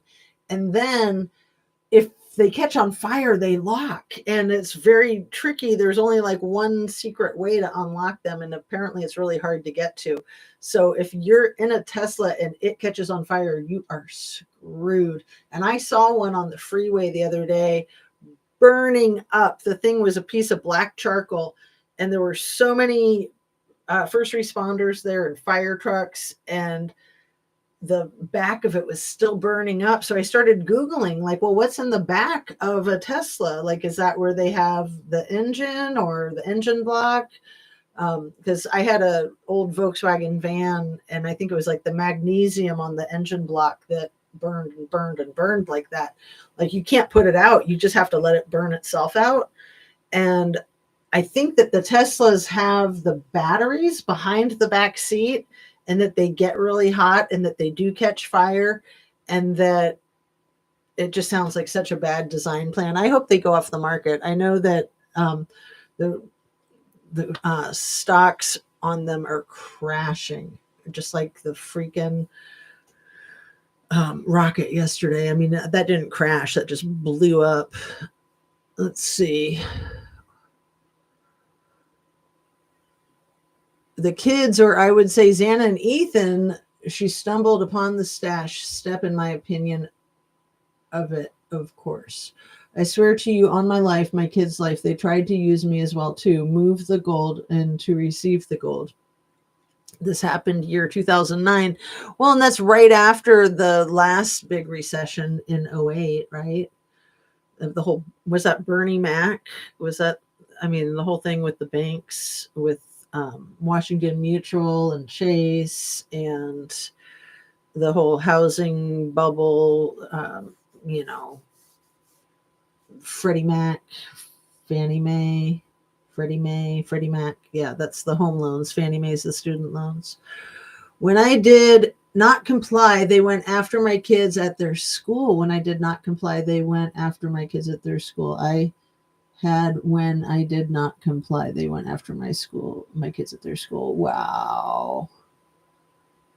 That is crazy. I don't know if you meant to say that 3 times so that I wouldn't miss it, but I had to pull them out of school. That is so scary. I've been living off grid ever since.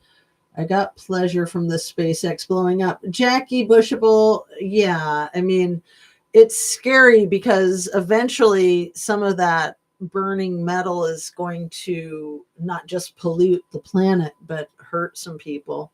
It's just a matter of time. They really need to stop. It reminded me of the guy who invented the Segway. I was living in Seattle at the time, and there was a lot of business and hype about this new form of transportation that he kept getting all these people to invest their money, and he kept not producing the product. And when he would get questioned, he would make it sound like you were almost going to be transported, like in the Star Trek episodes where you just get beamed. And the way he would talk about this new way of transportation. And then when finally push came to shove and he had to come up with a product, or he was going to go to jail probably, the Segway was introduced to the earth. I mean, the Segway, you know, like in Mall Cop, that's the new way of transportation. That's totally what the Big E reminds me of, is that guy. And I was going to Google it, the name of the guy who invented the Segway, but I'm going to keep up with your comments and then wrap up because it's coming close to 2 hours. And I'm just so happy to be on live. I'm so happy to see you guys. Thank you so much for being here. Thank you for carrying on this fantastic conversation. I hope it's been as good for you guys as it's been for me. I know that one person got bored and left, but you know, I'm not trying to be mean. I'm just trying to do my thing, and to each their own. I don't expect everybody that drops in to enjoy my goofiness. It's nice when people do, but it's okay if they don't.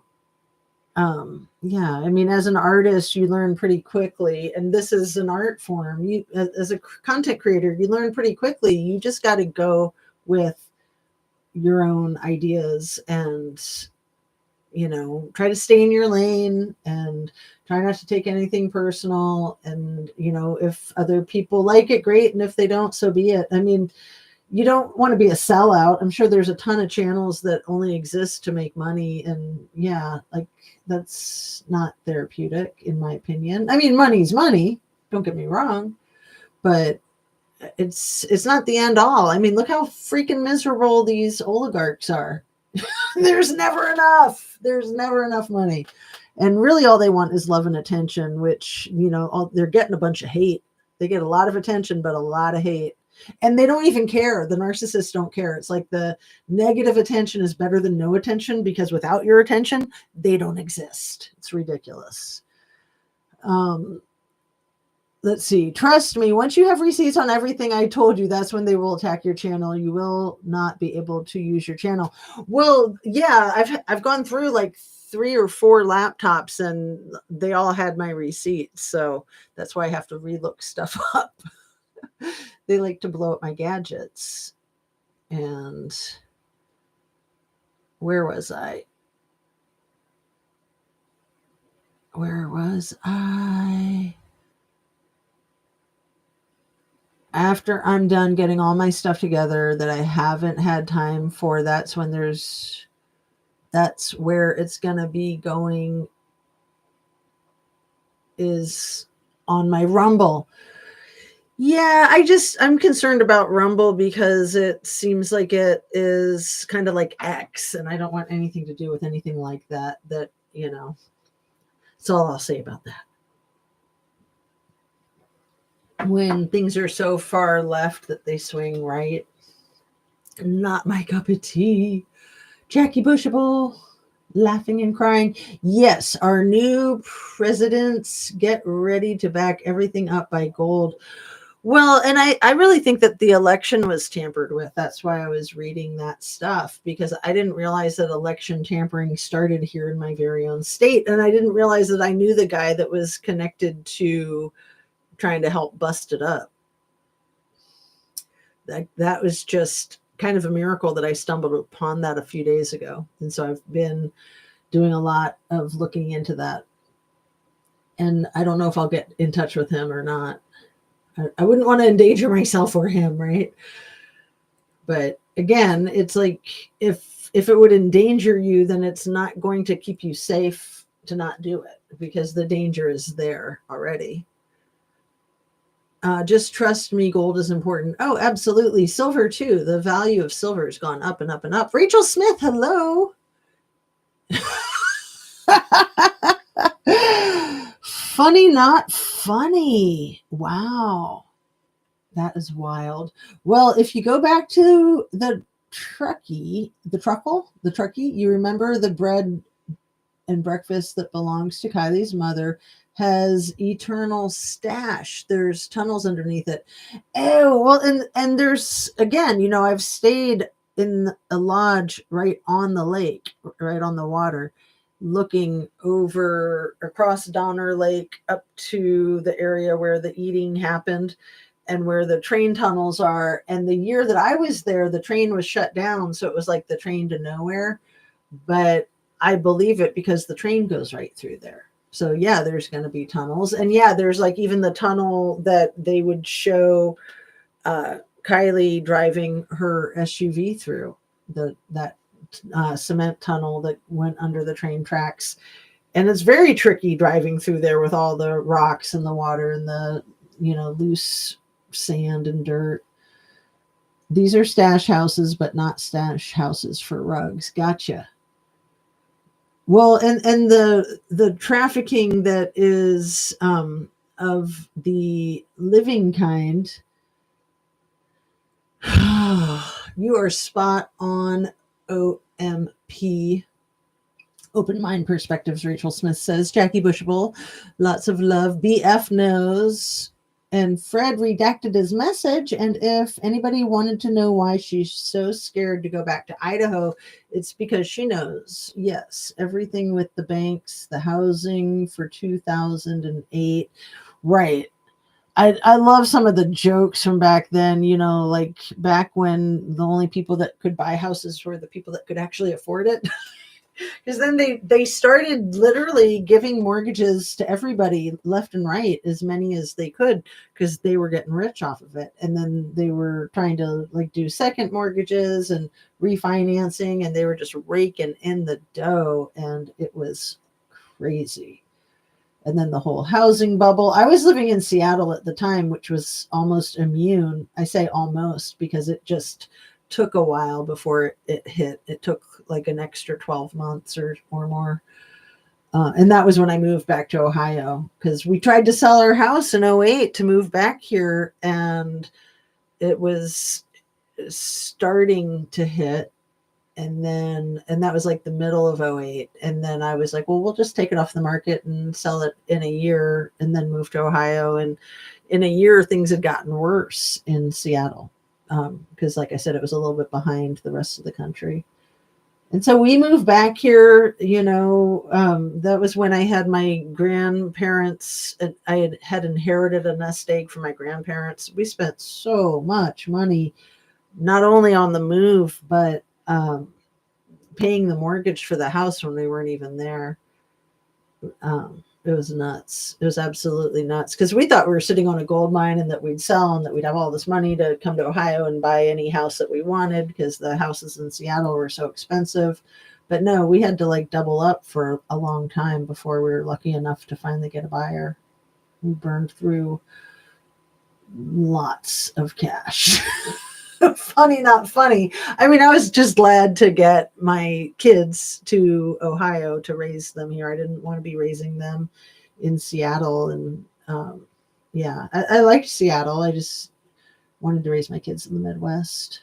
Call me, I don't know, Little House on the Prairie or something. Everything with the banks. Okay, I have a feeling BF isn't who she's perceived to be. Interesting. Yeah, I mean, I think that BF and DM are persons of interest at the very least. They could easily have been involved in some very sinister activity.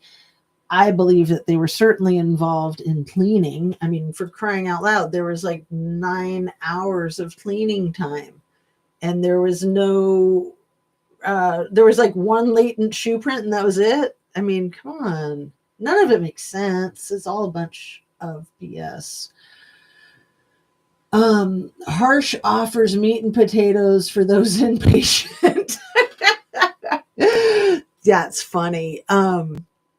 Yeah, the Meats and Locker that Brett Payne owns in Bonners Ferry, Idaho. He'd owned that Meats and Locker since he was like 18 years old in high school. And then he opened a second business, a satellite one in Castle Rock, Washington, just south of Thurston County, and where Caden Young, near where Caden Young passed away from the overdose from the rugs that came from Emma and Demetrius and Moscow or Pullman. And then where was I? Oh, and then Bonner's Ferry is also where that other Idaho State Patrol Trooper Trooper Tolson was the one who took the evidence into custody at the scene of the crime. You know, the evidence with the snap on the back with the DNA hiding in it. And Tolson was involved in some Brady Giglio activity that was still active when he took that into evidence. And state highway patrol troopers don't take things into evidence like that. That's unbelievable. So yeah, meats and locker. Thank you for your comment, Fred, because meats and potato made me think of the meats and locker. The other thing with that meats and locker business, other than the whole like Bonner's Ferry and Trooper Tolson, is that so Trooper Tolson was involved in the homicide of Dr. Drake and the other chiropractor there in Bonner's Ferry a couple of years prior. So one doctor was accused of unaliving the other doctor. That was where the Brady Giglio thing was active from. But then I also want to say that Brett Payne and then that Susan Payne person who purchased the house across the street from the Kobergers. I mean, you just can't make this stuff up. Brett Payne's father, who's also named Brett Payne, but you have like BM and BF, I think. Because neither of them would be good initials. Are those the right initials? The BM, yeah, I remember that one. And BF, I think, was the other one. Anyway, Brett and his daddy have the same first name. His dad was like a co-owner with him. The Meats and Locker, they changed the name like over half a dozen times. And his dad has a freaking rap sheet from Alaska. So, I don't know. Bunch of fringe information that it doesn't have anything to do with anything, right? But yeah, a lot of these other channels are showing the text, and I'm going to put a link to the Jewels of All Trades videos from yesterday because, of course, as soon as she got the information, she went live, and she did 2 last night, and I was able to catch them both. Rachel Smith, can't stop, won't stop. Hey, girl, what's up? So true. Rumble gives you freedom of speech. They don't flag you from using regular music. Ooh, I like music. And I also like freedom of speech. But I also know that there's like some criminal right-wing activity affiliated with it that I have no interest in. The kind of thing that Musk is into, you know, the whole like Germany thing that even the Germans don't like. They don't swing anywhere because they're on the same opinions. Well, I've heard different. So I've heard both. And, you know, I'm just not going to take any chances. Rumble has been created by the very individuals that had been shut out, just like I have when it comes to truth and conspiracies. Well, and then X also, you know, X, when it was Twitter, they threw El Presidente out, just like Facebook. He got banned off of everything. So he made his own little Truth Social thing. And then X took him back. And then he's suing everybody who's ever like given him the side eye. Give me an effing break. These people are just so small-minded. They're just like freaking babies, except that's an insult to babies. So... Man babies. Open Mind Perspective says election tampering has been going on for quite some time and gold is behind it. Interesting. Yeah, I forget about silver. So true. Exactly right on. Giles can be a bit of a potty mouth. LOL. Do you mean Jewels of All Trade? I can be a bit of a potty mouth too, Fred. She's not the only one. No, I don't mind anybody's potty mouth. personally, it doesn't bother me in the least. Just yesterday I put up my post asking people what they voted for like a code word for the F word and a code word for what was the other thing? So I put it up on community posts. Like the S abuse, that word, S offender. So like hex, nex, zex, yex, rex. So if you want to go to the community post and vote, and then like a zuck, cuck, yuck, I don't know, for the F word, right? And then the other one that we need to be coding with now, if you guys didn't know this, I talked about it earlier, is selection without the S. So you don't want to say that word in your video or in your chat. Did you say it? Yes, you did. You said it. Open mind. The selection tampering. But since it's all one word, maybe it won't get flagged. Up and Brian with a vacuum piece. Oh, that whole thing. I heard Nancy Grace talking about the hand vac. Like a lot of it is just jumping to conclusions, which Christina Randall does too. Like they have it so fixed in their brain that he's guilty that they hear any little smidge of information and they start jumping to all these conclusions and imagining what he was thinking and what he was doing, and they're way out in left field as far as I'm concerned. I mean, even if he's guiltier than I believe he was, that they're still out in left field to be thinking that they know what he was thinking. Come on. Like what? Maybe they're getting paid. Like they're probably getting paid.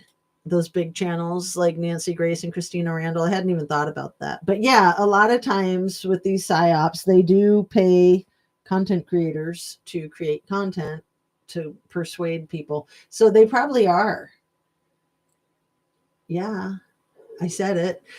So the vacuum piece Dylan was talking about is a scanner. It's a scan where their stash fell behind the walls. I worked with truckers for 25 years. Potty mouth makes me chuckle. With the stash that was moved and should not have been moved. Right. And I'm not talking about rugs. I hear ya. Ethan gave him a couple of pieces of what he found. Wow. That is wild. Let me check my notes and see if there is anything else that I really wanted to talk about before wrapping up for today. Thank you guys so much for being here. I really appreciate your company. And, you know, there's always the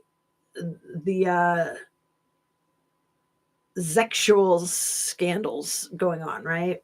And there's been talk of some potty tapes that involve the leader of Russia and the leader of our great nation that perhaps come with the little e-files. Perhaps the muskrat has access to that.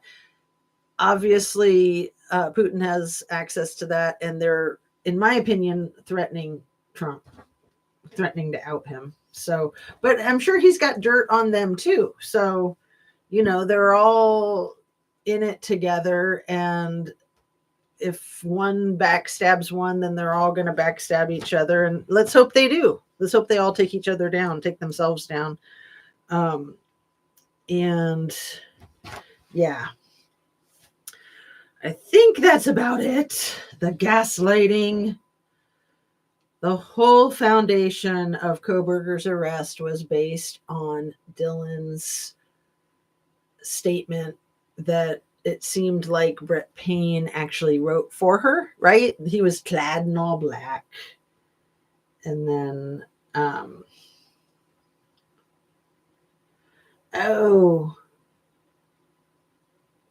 I'm still really concerned about the astronauts that are stuck in space, and I really want them to get home safely. And listening to El Presidente talk about it is just frightening. Did you guys hear him say like how well, maybe they'll fall in love with each other, and like she's got some wild hair. And like these are his thoughts about these astronauts that have been out there for over 250 days, and their bodies are probably going to be suffering severe side effects for the rest of their lives, not to mention all of the mental health issues, but the exposure. I wish them the best. I wish them safety, but yeah. Oh, today's Friday. Sunday is daylight savings time. I wanted to share that with you guys for anybody who didn't know. And I think that's about it. So let's see what you guys are saying, and then we'll sign off for this one. It's 2:00 West Coast time. What? Now I'm lost. Jackie Bushable said 3 minutes ago. Let's see. I worked with Truckee. Oh, you said Fred Field. I think yours was the last one that I read. I worked with truckers, and I went back and read it again and thought it said I worked with Truckee. I'm like, what? Fred, you were in Truckee? With the stash that was moved and should not have been moved. Yeah. So Jackie Bushable talking about gold. So gold that was smuggled back in the Iraqi war, allegedly. Emily's job was to find the rest of it. I will be covering it, I promise. Emily? I'm not sure. Is Emily Emma? And I can't even think of Emma's last name. Emma and Demetrius. Is that the Emily that you're talking about? Pieces of what? Open. I watch you open. Can't wait. I didn't mean pieces now. Gold is usually melt down into easily handled bricks. So anybody who hasn't seen that movie Traffic, is it Traffic or Trafficked? I think it's called Traffic, with Michael Douglas, Don Shield, Benicio del Toro, and Topher Grace, and Catherine Zeta-Jones. Anybody who hasn't seen that, you need to see it. Traffic. See it. And then we'll talk about it some more. I used to talk about it a lot more, but you just reminded me of it. Open mind. Thank you. Great chat. Emily A. Who's Emily A? Hunter J's girlfriend, Emily. Okay, I'm not familiar with that, Emily. Thank you, you guys. You're so informative. This is why I love going live, because you guys know so much more than I do. It's just great to see you and to chat with you. And thank you muchly. Love and light. Have a really good weekend. Maybe I'll be able to come on live this weekend. I will do my bestest. And yeah, I love coming on live. She looks like Bethany. Oh, Hunter J. So we've got the two Hunters. We've got Hunter Chapin and then Hunter Johnson. Hunter Johnson was one of the first people to the house. And I don't know about his girlfriend, Emily, if she was maybe one of the first people to the house. Oh, isn't Hunter Johnson the one who had the zip ties on his wrist when Kaylee came out in her sausage dress when the police came to her house to say that there was a noise complaint when there wasn't? Wasn't that Hunter Johnson with the zip ties on his wrist? Like they were doing a drinking game? I don't know anything about it. I just saw the zip ties and was like, wait, what? Yeah, that is him. Good to know. So anybody who is not following that, there's police body cam of the tall officer who's since quit, who we call Rosie. And I always forget if his last name was Rosendale or Rosenthal, something like that. And then Sergeant Blaker, who was the one who showed up 4 hours late with Corporal Payne. And even though a corporal is a much lower rank than a sergeant, for some reason, Sergeant Blaker, with all his years of experience, was not the lead, but Corporal Payne was. Plus, Blaker knew Kaylee from when Kaylee had called in a report thinking she saw a missing person at Walmart the year prior. Anyway, that body cam footage, I want to say it's from October 16th of 2022, but I might be a little bit off in the date. And there walking, it might be like 6 weeks before the homicide, the quadruple slaughter. They're walking from Jack D's house where there's a bunch of guys partying in the driveway and there's a couple of guys up on the roof. And they did get a noise complaint there early on a Saturday. Like it's still bright outside. It's probably no later than about 6 at night. I forget what time it says on the body cam footage, somewhere around there, maybe 5:30, 6:30. But then Rosie says to Blaker, like, well, let's go see the girls. And Blaker's like, well, you can do that on your next shift. And Rosie's like, no, we're doing it now. And they walk up to the door. They don't even knock on the door. And then they trespass illegally, walk around to the back door. And they say that they knocked on the door and that nobody came, but they lied. They didn't even knock on it, I don't think. And the trespassing was totally illegal. There was no call. They lied about the call. But then the most suspicious part of the whole body cam footage, in my opinion, is when Blaker says, no access to the balcony, because there's no stairs going up to the balcony from where they're at the sliding glass doors in the back. And it's speculated that that was the entrance and exit of the intruder or intruders, allegedly, possibly. All right. Is that enough information? Did I get to some meat and potatoes, hopefully? I know I'm kind of all over the map. 2 o'clock. Let's see. And she looks like Bethany. JLR was too close to the truth. He got a handler, Magnolia. Well, I remember he went to the Taco Bell to ask them about like the 4 o'clock DoorDash. I think the whole DoorDash thing is a crock. I don't even think there was a DoorDash, because if there was, they would have a really good digital trail from that. Plus, they could say exactly the DoorDash was dropped off at exactly 4:01 or 3:59 or 4 a.m., whatever it was. Instead, in the PCA, it says at about 4 o'clock in the morning. It's like, come on. Atlantic Allen, I don't know what that means. Rachel Smith. I know JLR, I know Magnolia. I don't know what ALANDT is. I think that was actually Casey Green, and he has since quit. Are you talking about Casey from Lake Time with Casey or something like that? He did quit doing his YouTube, I think. But I'm pretty sure it was JLR who went to the Jack in the Box, because that was, I watched that when he first dropped it. You did good. Oh, you guys are the best. Thank you. Fixler wrote it. The one from the Idaho Statesman. Fixler is the one that wrote it. That wrote the PCA. I did show proof. Are you talking about the PCA Open Mind? Interesting.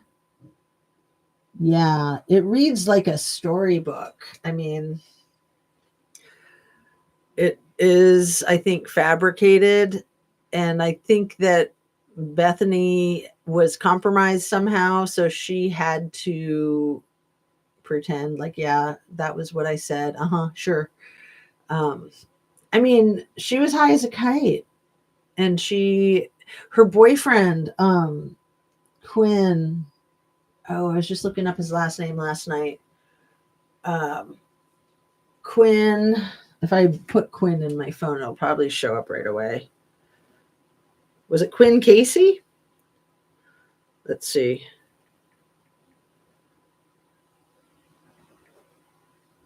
I can't remember now if it was Quinn Casey. Quinn, Dylan's boyfriend.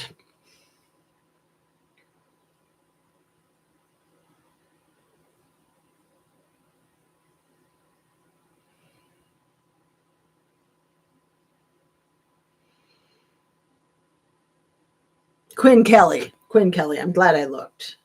I didn't say Kelly. I said Casey, didn't I? Because I got confused with what was just said about Casey Green. That's Emily's last name. I have an email from JLR telling me it was HJ and EA. Casey Green said, No stairs to the back deck, not Blaker. Really? Because I've watched that so many times. I'm pretty sure I'll watch it again. I thought that was Sergeant Blaker with Rosie, and Blaker's the one that says it. Casey Green, HJEA. I got to write all that down. Casey Green.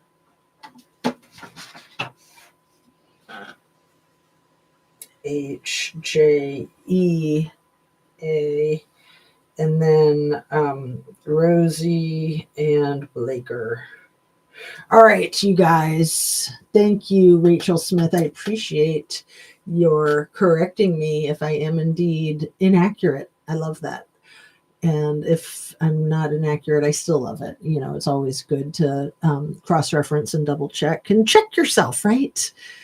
That is what we all need, to be humble and know that we don't know everything. And that even when we do get it right, it could be incorrect information that we're being fed. So take it all with a grain of salt and don't take anything personally, right? Love and light, you guys. You know, I've been getting really nervous before every weekend because all this crazy crap keeps going on with our government. For some reason, I'm not having that impending doom feeling this Friday the way I have like every Friday since the inauguration. But maybe that's just because I'm immune to it. I hope that things are going to chill and calm and stabilize. I mean, this has just been so out of control. And just the whole thing with the chainsaw massacre of our freaking everything in our infrastructure and protection of our country and international global peace, world peace. So love and light. Don't forget daylight savings tomorrow night, and see you on the next one. Eat your veggies. There's a lot going on and it's been a long, strange trip. Yeah. Blakers were on the pain and ride along noise complaint and said his son is in a different kind of frat. You're amazing. There's a lot going on. It's okay. Casey Green said, huh, no stairs to the back.